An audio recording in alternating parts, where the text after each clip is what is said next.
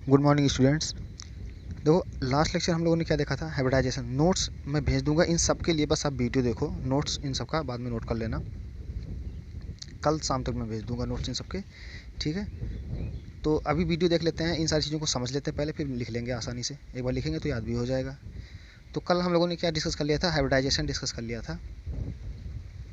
Hybridisation, ठीक है। इससे हमें स्ट्रक्चर समझने में आसानी होगी, स्ट्रक्चर हम समझ पाएंगे कि किस तरह से है मॉलिक्यूल का स्ट्रक्चर। और इंडक्टिव इफेक्ट, इन सबसे हमें ये पता चलेगा कि चार्ज कैसे डेवलप हो रहा है, किस पे चार्ज होगा ज़्यादा, किस पे कम। ये सारी चीज़ें हमने डिस्कस कर लिया, ठीक है। तो अब शुरू करते हैं टाइप्स ऑफ रिएक्शन, जो हमारा मेन है यहाँ पे। तो पहला जो हम लोग देखने वाले हैं वो है आपका सब्स्टिट्यूशन रिएक्शन। सब्स्टिट्यूशन रिएक्शन, तो आज हम लोग इसको डिटेल में देख लेते हैं कि सब्स्टिट्यूशन रिएक्शन होता क्या है, ठीक है।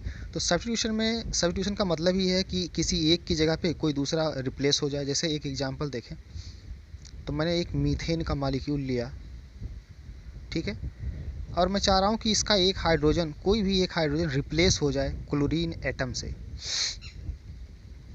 तो एक हाइड्रोजन आप यहाँ से गायब कर दो और उसकी जगह पे एक क्लोरीन क्या करो, लगा दो, ठीक है। तो अगर ऐसा हुआ तो देखो, हाइड्रोजन की जगह कौन ले लिया, हाइड्रोजन की जगह आप क्लोरीन ले लेगा। क्लियर हो गई बात। सब्स्टिट्यूट कर दिया, इस हाइड्रोजन को क्लोरीन ने सब्स्टिट्यूट कर दिया, ठीक है। और साथ में देखो, यहाँ से जो हाइड्रोजन निकला वो और इस Cl जो एक बच गया, वो आपस में कंबाइंड होके HCl का फॉर्मेशन कर लेते हैं। तो इस तरह का इस रिएक्शन को हम लोग क्या बोलते हैं, सब्स्टिट्यूशन रिएक्शन, जिसमें किसी एक की जगह कोई दूसरा आ जाता है, ठीक है।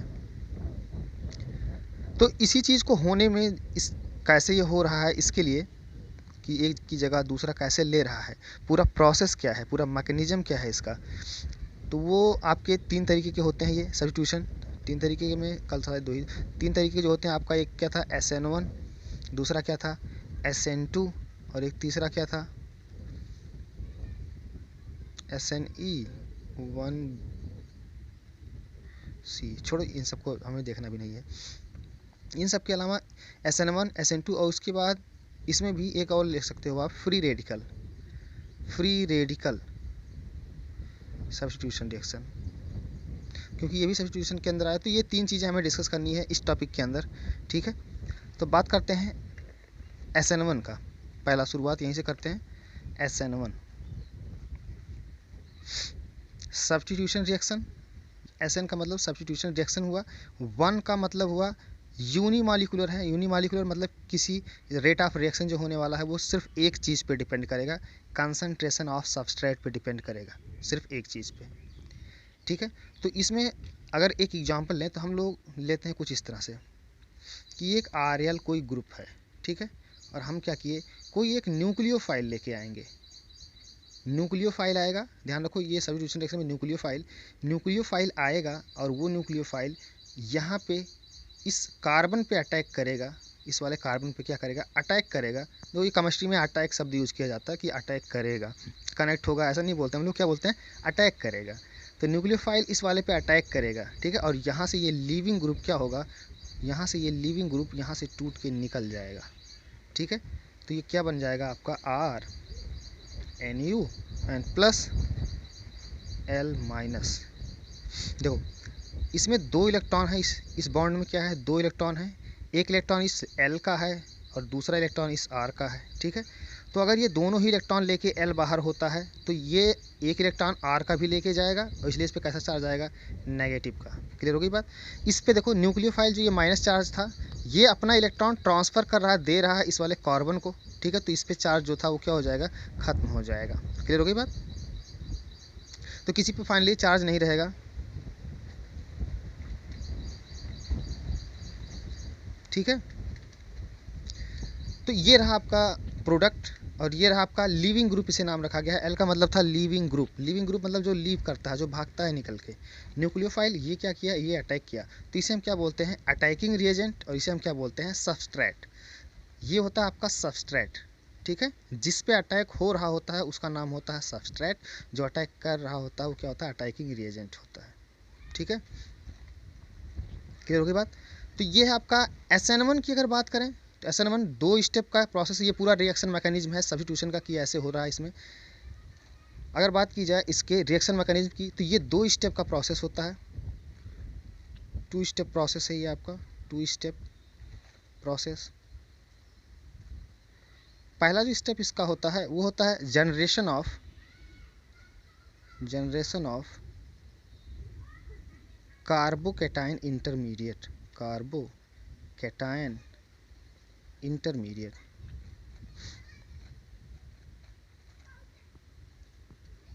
कार्बोकैटायन इंटरमीडिएट का फॉर्मेशन होता है पहले स्टेप में, और दूसरे स्टेप में क्या होता है, उस कार्बोकैटायन में क्या होता है, कंप्लीट आपका। एक एग्जांपल लेके समझते हैं कि पहले स्टेप में होता क्या है। तो हम लोग ले रहे हैं एक कंपाउंड है CH3 CH2 Cl, ठीक है, और इसका हम लोग रिएक्शन करा रहे हैं एक्वस KOH से, ठीक है। KOH, एक्वस KOH का मतलब क्या हुआ, K प्लस मिलेगा और क्या मिलेगा, OH माइनस आयन मिलेगा। क्लियर हो गई बात,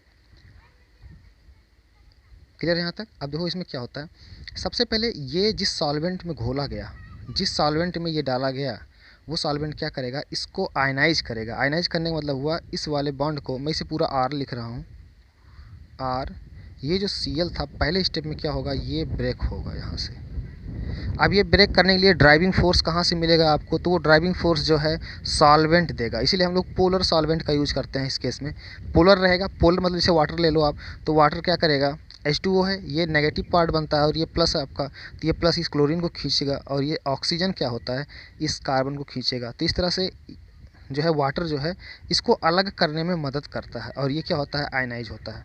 समझ में आई बात। अच्छा, ये आयनाइज होना जिस केस में सबसे मिनिमम एनर्जी में अगर ये काम हो गया, तो वो बहुत आसानी से क्या होगा, प्रोडक्ट देगा आपका। समझ में आई बात। कौन सा आसानी से आयनाइज होगा, ये सारी चीज़ें भी हम लोग इसी चैप्टर में देख लेंगे। तो ये पहले स्टेप में क्या होता है, ये आपका आयनाइज होगा, यानी कि यहाँ से टूट जाएगा, ब्रेक होगा, ये क्लीवेज होगा इस बॉन्ड का, और क्या बनेगा, देखो बनेगा CH3 CH2 और यहाँ पे एक प्लस चार्ज आएगा, और साथ में क्या, Cl माइनस। ये रहा पहले स्टेप में इस तरह का काम होता है, ठीक है। कोई भी कंपाउंड है इसमें, इस वाले पार्ट को देखो, इसे हम लीविंग ग्रुप नाम रखे हैं, लीविंग ग्रुप बोलते हैं इसे। जो लीव करता है, जो निकल के भागता है, उसे लीविंग ग्रुप बोलते हो आप, ठीक है। तो यहाँ पे हमारा लिविंग ग्रुप है। अब अगर इसे भी भागने की इसकी टेंडेंसी जो ज़्यादा होगी, तो बहुत आसानी से प्रोडक्ट बनेगा। अगर ये निकलना ही नहीं चाहेगा, तो क्या कोई अटैक कर पाएगा इस पर, नहीं। समझ पाया ना बात को। तो अगर इसकी लिविंग ग्रुप की जो लिविंग की जो टेंडेंसी वो बहुत ज़्यादा होगी, बहुत अच्छी होगी, तो रिएक्शन कैसा होगा, फास्ट रिएक्शन होगा और प्रोडक्ट बहुत अच्छा बनेगा, ठीक है। और उसे हम लोग क्या बोलते हैं, उसे बोलते हैं न्यूक्लियोफिलिसिटी। अभी देखेंगे इन सारी चीज़ों को। तो ये रहा आपका पहला स्टेप। पहला स्टेप में क्या हुआ, एक जो एल्काइल हैलाइड हमने देखा, उस एल्काइल हैलाइड को क्या किया गया, आयनाइज कर दिया गया, कार्बोकैटायन एज इंटरमीडिएट का फॉर्मेशन हुआ। ये आपका इंटरमीडिएट है, बीच स्टेप में ये बनता है। क्लियर होगी बात। तो ये हमारा इंटरमीडिएट बना। अब पहले स्टेप में इंटरमीडिएट बन गया। दूसरे स्टेप में क्या होता है, दूसरे स्टेप में आपका CH3 CH2 जो प्लस है OH माइनस से मिल जाएगा तुरंत ही, क्योंकि सोल्यूशन के अंदर OH माइनस आयन है। और जैसे ही ये बना, तो ये क्या करेगा, तुरंत ही ये जो प्रोसेस है यहाँ इसका इसके साथ ऐड होना बहुत ही फास्ट है। ये बहुत ही फास्ट रिएक्शन है। जो दिक्कत है वो दिक्कत था आयनाइज होने में, आयनाइज होने में ही टाइम ज़्यादा लगा होगा। और यहाँ पे जब एक बार वो आयनाइज हो गया, तो ये कनेक्ट होने में बिल्कुल बहुत ही फास्ट हुआ होगा, और यहाँ से आपका एक कंपाउंड आ जाएगा ROH, और ये अल्कोहल का फॉर्मेशन हो गया। आप समझ पाए। तो ये 2 स्टेप हमने देखा। फर्स्ट स्टेप में हमने देखा क्या, कि वो यहाँ से ब्रेक होता है, इसका क्लीवेज होता है, हेट्रोलिटिक क्लीवेज होता है, और एक कार्बोकैटायन इंटरमीडिएट फॉर्म्ड होता है यहाँ से, ठीक है। और वो सेकंड स्टेप में क्या होता है, वो कार्बोकैटायन इंटरमीडिएट आपका जो भी न्यूक्लियोफाइल है आपका, जो अटैक करने आ रहा था, उससे ईजिली कनेक्ट हो जाता है। ये स्टेप बहुत ही फास्ट होता है, इसीलिए इसे रेट डिटरमाइनिंग स्टेप में हम इन्वॉल्व नहीं करते। रेट डिटरमाइनिंग स्टेप सिर्फ और सिर्फ इस पर डिपेंड करेगा, इस वाले पे। समझ में आई बात। क्योंकि ये तो बहुत फास्ट हो जाएगा, इसको होने में मात्र 1 सेकंड लगा, लेकिन मान लो इस वाले को होने में 1 मिनट लग गया, तो 1 मिनट प्लस 1 सेकंड ऐड करोगे तो लगभग 1 मिनट ही रहेगा। यानी कि सिर्फ इसमें लिया गया टाइम ही आपका वो कंसिडरेबल है, और इसी पे डिपेंड करेगा कि प्रोडक्ट कितना बनेगा। समझ में आई बात, इस पर डिपेंड नहीं करेगा। तो इसीलिए इसको क्या बोला गया है, SN1। इस 1 का मतलब बस इतना था, 1 का मतलब इतना था कि ये जो रेट ऑफ रिएक्शन है इसमें, वो सिर्फ और सिर्फ इस सबस्ट्रेट के कंसंट्रेशन पे डिपेंड करेगा। और इसका कितना कंसंट्रेशन आपने ले रखा है इस पर डिपेंड नहीं करेगा, क्योंकि ये तो तभी कनेक्ट होगा जब यहाँ पे बन जाएगा प्लस वाला, और एक बार प्लस वाला बनेगा तभी ये क्या होगा, इस पर कनेक्ट होगा।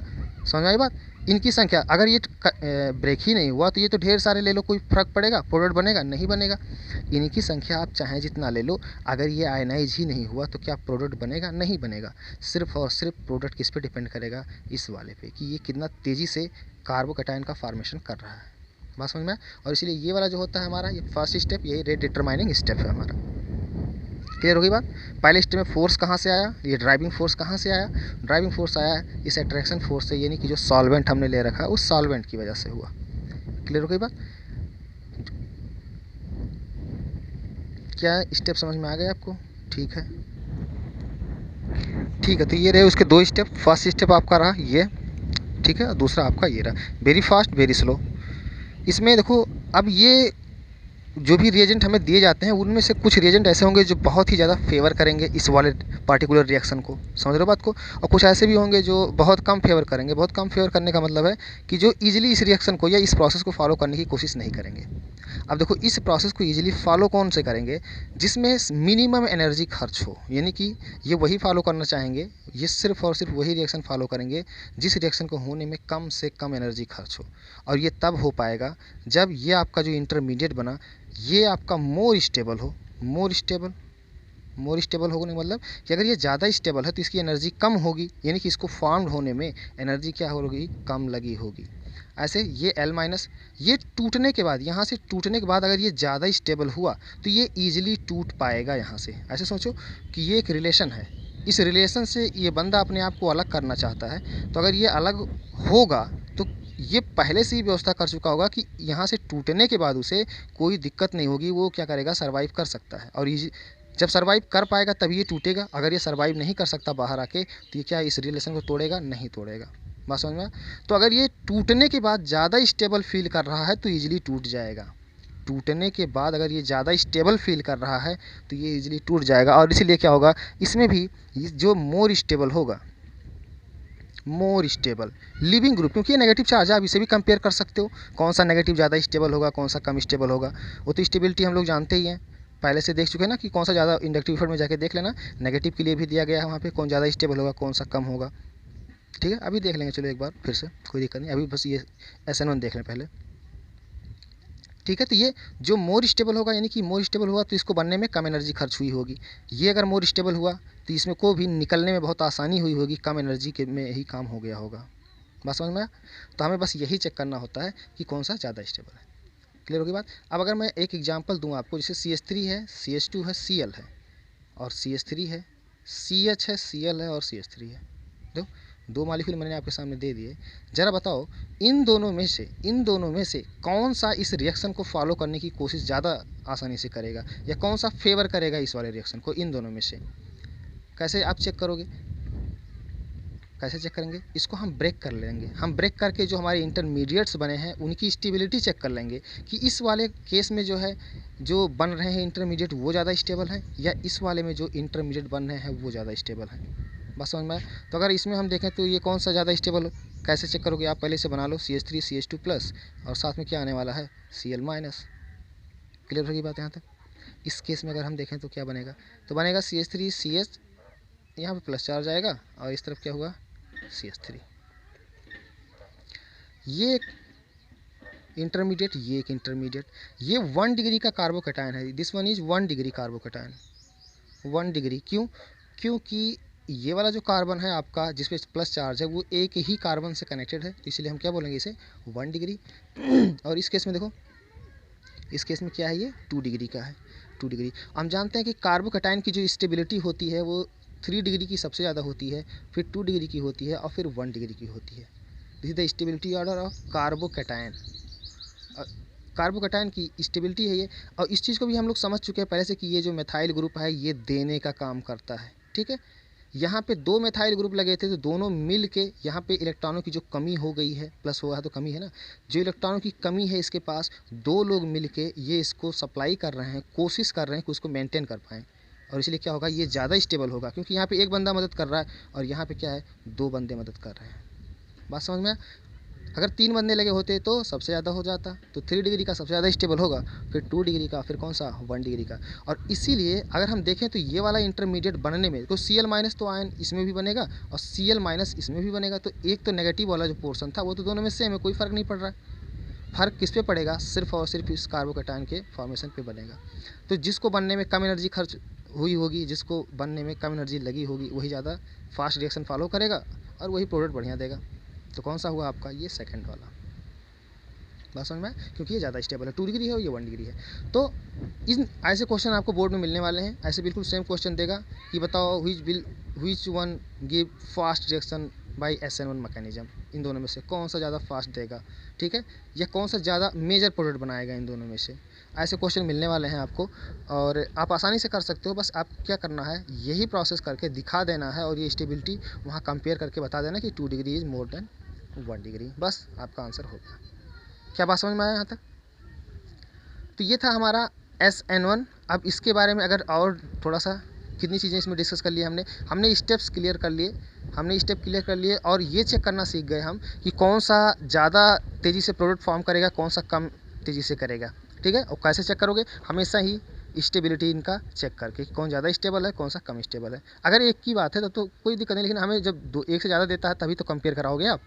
तो एक से ज़्यादा रहेंगे तो हम क्या करेंगे, दोनों में अलग अलग बना लेके और चेक कर लेंगे कौन सा ज़्यादा स्टेबल है। जो ज़्यादा स्टेबल होगा उसको बनने में कम एनर्जी खर्च हुई होगी और वही प्रोसेस फॉलो हुआ होगा। क्लियर होगी बात यहाँ तक? ठीक है, तो अब और डिटेल में चलो चलते हैं इसमें। ठीक है, तो और डिटेल की अगर बात करें तो पहला चीज़ हम लोग क्या सॉल्वेंट के बारे में अगर डिस्कस कर लें थोड़ा सा, तो कैसा सॉल्वेंट चाहिए हमें, polar and protic solvent. Polar होना चाहिए, पोलर में समझ गए होगे जिसमें पोलरिटी हो, प्लस माइनस वाले डेवलप हों उसके अंदर पहले से ही, यानी कि इलेक्ट्रोनेगेटिव और इलेक्ट्रोपॉजिटिव एटम से मिलके बने हों, पोलर होना चाहिए। और क्या होना चाहिए, एंड प्रोटिक होना चाहिए। प्रोटिक का मतलब क्या है, H+ भी उसमें क्या हो, प्रेजेंट हो। तो सबसे बढ़िया एग्जांपल क्या होता है आपका, वाटर है।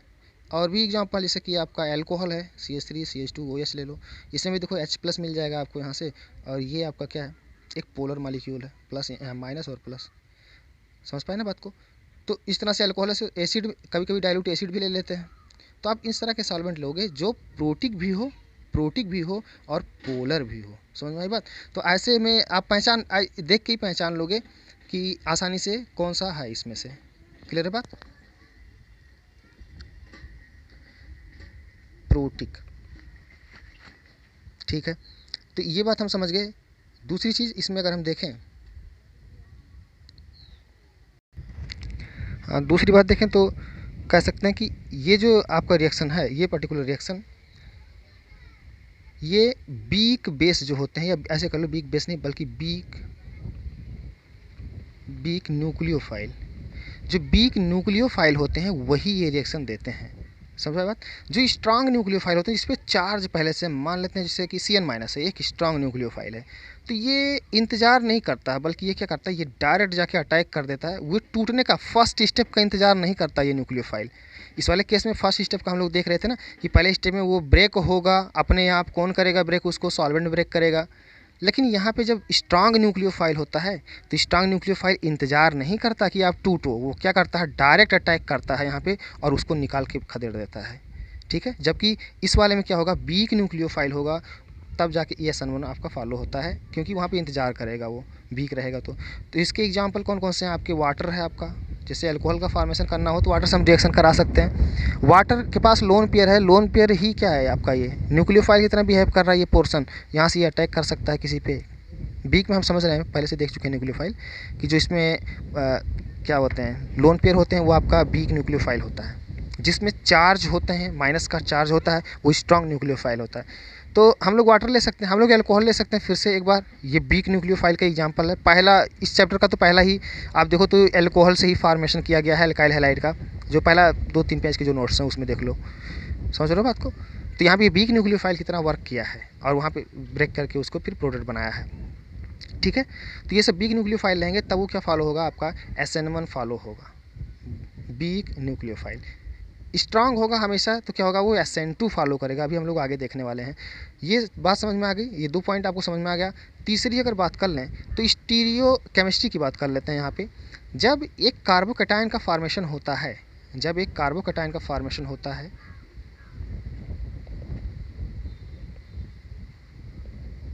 तो इसका हाइब्रिडाइजेशन, इस सेंट्रल कार्बन का हाइब्रिडाइजेशन, कितने बॉन्ड है इसमें, 1 2 3, टोटल कितने बॉन्ड है, 3 बॉन्ड है। प्लस चार्ज है, क्या लोन पेयर है, कुछ ऐसा है नहीं, प्लस चार्ज, बल्कि इलेक्ट्रॉन तो और निकल गए हैं, 2 2 4 2 6, यहाँ पे इलेक्ट्रॉन होते तो उनको भी कंसीडर करते हैं हम, लेकिन यहाँ तो प्लस चार्ज पहले से ही खाली है यहाँ तो जगह, तो सिर्फ और सिर्फ 3 बॉन्ड हैं, एक प्लस चार्ज है उसके ऊपर, तो हाइब्रिडाइजेशन क्या हुआ आपका sp2, एक s हो गया और 2 p, 3 हो गए। और sp2 में जो बॉन्ड एंगल होता है वो कितना होता है, 120 डिग्री। और sp2 है, अगर अगर कार्बन का हाइब्रिडाइजेशन sp2 है तो वो एक प्योर p ऑर्बिटल को छोड़ रखा होगा, ये रहा एक s और ये रहा 2p, लेकिन ये वाला प्योर p ऑर्बिटल है, ये वाला प्योर p ऑर्बिटल क्या होगा, बच गया है इसके पास, यानी कि ये तो यहाँ से जो होगा लूप वो तो इसके हाइब्रिडाइज्ड लूप है, यहाँ भी जो होगा वो हाइब्रिडाइज्ड लूप है, यहाँ भी जो होगा वो भी कैसा है, हाइब्रिडाइज्ड लूप है। लेकिन इस कार्बन के पास एक प्योर p ऑर्बिटल बच गया है जिसमें जो एक इलेक्ट्रॉन था वो भी किसी ने ले गया है, और इसीलिए इस पर कैसा चार्ज है, पॉजिटिव चार्ज है। यानी कि इस प्योर जो है, ये वाला प्योर, इसमें जो एक इलेक्ट्रॉन था, एक्साइटेड स्टेट था ना कार्बन का, ये रहा, कल देखे थे ना इस चीज़ को हम लोग, ये तो मिक्स हो गए, इंटरमिक्स हो गए यहाँ तक, ये वाला जो बच गया था ये प्योर p ऑर्बिटल में था, लेकिन अगर ये इलेक्ट्रॉन भी आप निकाल देते हो, कोई ले गया, तो इस पर कैसा चार्ज आ जाएगा, प्लस चार्ज आ जाएगा इस कार्बन पे, और ये प्योर p वाला इसके पास फ्री पड़ा होगा, बिल्कुल वैकेंट, खाली खाली पड़ा होगा इस तरह से। और p का स्ट्रक्चर कैसा होता है, डंबल के आकार का, एक ऊपर होगा और एक नीचे होगा। क्या बात समझ में? तो ये इंटरमीडिएट का हमने स्ट्रक्चर बना दिया है कि इसका मतलब SN1 रिएक्शन में जो इंटरमीडिएट है उसका स्ट्रक्चर कैसा होता है, तो हमने देख लिया कैसा होता है। sp2 हाइब्रिडाइज्ड होता है, प्लेनर ट्रायंगुलर, इसका क्या होगा, शेप होगा प्लेनर ट्रायंगुलर, और बॉन्ड एंगल कितना होगा, 120 डिग्री। और एक और चीज़ हमने देख लिया हाइब्रिडाइजेशन की वजह से कि वो प्योर p ऑर्बिटल इसका क्या होगा, एक वैकेंट पड़ा होगा। ठीक है, तो ये रहा हमारा वो इंटरमीडिएट, कार्बोकैटायन इंटरमीडिएट। अब अगर कोई न्यूक्लियोफाइल आता है, न्यूक्लियोफाइल का मतलब हुआ कि वो 2 इलेक्ट्रॉन लेके आएगा, नेगेटिव में, एक नेगेटिव चार्ज में 2 इलेक्ट्रॉन होते हैं, एक इसका खुद का होता है और एक वो जो मार के लेके आता है किसी का, जिसकी वजह से इस पर नेगेटिव चार्ज आया है, तो 2 इलेक्ट्रॉन होते हैं नेगेटिव चार्ज में। अब ये दोनों इलेक्ट्रॉन क्या होगा, ये किसी एक तरफ शिफ्ट कराएगा, या तो ये इधर से इस वाले लूप में ट्रांसफ़र करेगा, और जैसे ही ये वाले इलेक्ट्रॉन इस लूप में ट्रांसफ़र करेगा तो इस लूप की जो साइज़ है वो बड़ी होने लगेगी, और बड़ी इस तरह से होगी कि ये आपका सिकुड़ने लगेगा, ये वाला छोटा हो जाएगा, यहाँ पर पहुँच जाएगा, और ये वाला क्या होगा, बड़ा होके ये हाइब्रिडाइज्ड लूप बन जाएगा, जैसे ये थे ये थे ये थे वैसे ये हो जाएगा। क्या बात समझ में? तो इधर से भी जोड़ सकता है और वो ये इधर से वाले भी लूप पे तो ट्रांसफ़र कर सकता है, तो 50% की प्रोबेबिलिटी होती है कि वो इधर से ट्रांसफ़र करे, और 50% की प्रोबेबिलिटी होती है कि वो इधर से ट्रांसफ़र करे। ठीक है, तो दोनों ही तरह के प्रोडक्ट बनते हैं, क्योंकि ये स्पेस में डिफरेंट प्रोडक्ट हैं, ये स्पेस में ये डिफरेंट हैं, दोनों ही डिफरेंट हैं। आप देखोगे तो बिल्कुल अलग होंगे वो दोनों एक दूसरे के। अगर ये इधर से इसमें ट्रांसफ़र करके प्रोडक्ट बनाया है तो जो प्रोडक्ट आएगा वो अलग होगा, अलग नेचर का होगा, किसी क्वालिटी में, खासकर ऑप्टिकल आइसोमेरिज्म में वो अलग होगा। हम लोग देखेंगे डिटेल में इन सारी चीज़ों को, आगे मिलेगा जब। ठीक है, और इधर से डालेगा तो वो अलग होगा। क्लियर हो गई बात? तो यहाँ पे हमेशा ही 2 तरह के प्रोडक्ट बनते हैं, एक को बोलते हैं डेक्स्ट्रो रोटेटरी, अभी ये डी आप बस याद रखो, डी और एल, एक का नाम रखा गया है डी और दूसरा का नाम क्या रखा गया है, एल। इसको डी एल इन सब का क्या मतलब है वो सारी चीज़ें हम लोग देखेंगे आने वाले समय में। बस अभी आप यहाँ देख लो कि इस केस में क्या होता है कि इधर से अगर ट्रांसफ़र होकर प्रोडक्ट बना तो वो अलग तरीके का होगा, और अगर इधर से ट्रांसफ़र करके बना तो वो अलग तरीके का होगा, और एक का डी नाम रखा जाता है, दूसरे का एल नाम रखा जाता है। डेक्स्ट्रो रोटेटरी बोलते हैं इसे, लीवो रोटेटरी बोलते हैं। एक्चुअली ऑप्टिकल आइसोमेरिज्म के ये पार्ट है, हम लोग वहाँ पे देखेंगे जब ये टॉपिक आएगा। ठीक है, फिर वहाँ मैं इस सारी चीज़ों को रिवाइज कर दूंगा दोबारा से। क्लियर होगी बात? और ऐसे जिसमें जो डेक्स्ट्रो और लीवो हैं, अगर एक सोल्यूशन में ये दोनों ही प्रेजेंट हैं, ये दोनों ही चीज़ें प्रेजेंट हैं, डेक्स्ट्रो और लीवो, तो ऐसे सोल्यूशन को रेशमिक सोल्यूशन या रेशमिक मिक्सचर बोलते हैं। समझ बात को? Racemic mixture. कौन से रेशमिक मिक्सचर? रेशमिक मिक्सचर हम उन्हें बोलते हैं जिसमें डेक्स्ट्रो भी प्रेजेंट होता है और कौन सा प्रेजेंट होता है, लीवो भी प्रेजेंट होता है। क्लियर हो गई बात? तो 2 प्रोडक्ट बनते हैं इससे। लेकिन आप दिखाओगे, आप कॉपी में जब लिखोगे तब एक ही, जब तक वो पूछता नहीं कि हाँ ये इसके क्या आर्टिकल और भी कोई बन रहे हैं, तब आप बताओगे इस बात को कि हाँ उसके 2 बन हैं। एक में न्यूक्लियोफाइल इस तरफ लगा देना और एक में न्यूक्लियोफाइल इस तरफ लगा देना, ठीक है, दोनों स्ट्रक्चर बना के। क्या बात क्लियर हो गई यहाँ तक? तो ये था हमारा SN1 के बारे में, हमने काफ़ी कुछ देखा कि 2 स्टेप का ये रिएक्शन मैकेनिज्म है, ठीक है। पहले स्टेप में कार्बोकैटायन का फॉर्मेशन होता है, ठीक है। कार्बोकैटायन के बारे में हमने देख लिया डिटेल में कि वो कैसा होता है, उसका स्ट्रक्चर कैसा होता है, और कोई न्यूक्लियोफाइल अपने इलेक्ट्रॉन को ट्रांसफ़र कैसे करता है, कहाँ करता है, किस प्योर में करता है, प्योर और p ऑर्बिटल में या किस में करता है, वो सारी चीज़ें हमने देख लिया इसमें। क्या बात समझ में आया? तो काफ़ी कुछ आपने इसमें सीख लिया होगा। अब एक और चीज़ इसमें जो हम लोगों ने देखा कि ये वाला रिएक्शन अगर इसके लिए एक जनरलाइज तरीका ईजाद किया जाए, तो क्योंकि हमें पता है कि इसमें carbocation C+ as a intermediate बन रहा है, तो इंटरमीडिएट में क्या होगा, 3 डिग्री का जो होगा वो ज़्यादा स्टेबल होगा, 2 डिग्री का फिर क्या होगा 1 डिग्री का। और इसीलिए ये वाला पार्टिकुलर रिएक्शन जो 3 डिग्री एल्काइल हैलाइड होते हैं, वो क्या होगा, 3 डिग्री एल्काइल हैलाइड जो होंगे आपके, वो ज़्यादा अच्छे से फेवर करेंगे। फिर 2 डिग्री और 1 डिग्री में ये रिएक्शन होता ही नहीं है। सबसे ज़्यादा किस में होता है, 3 डिग्री का होगा तो ये रिएक्शन बहुत आसानी से हो जाएगा। 2 डिग्री में होता है लेकिन उतना ज़्यादा नहीं होता जितना होना चाहिए, समझ रहे बात को। और 1 डिग्री में ये वाला इस टाइप का रिएक्शन नहीं होता, बल्कि वहाँ पे क्या होता है, वो SN2 हो जाएगा उसी वाले केस में, जब वो 1 डिग्री का होगा। क्योंकि 1 डिग्री का अगर हम कार्बोकैटायन बनाएंगे तो बहुत ही लीस्ट स्टेबल होगा, बहुत कम स्टेबल होगा, और इसीलिए उस रास्ते को, यानी कि जिसमें वो कम स्टेबल हो रहा है, ज़्यादा एनर्जी रखनी पड़ रही है, तो वो फॉलो नहीं कर पाता। बात समझ में आई? तो ठीक है, SN1 के बारे में हमने देखा, नोट्स इसका मिल जाएगा।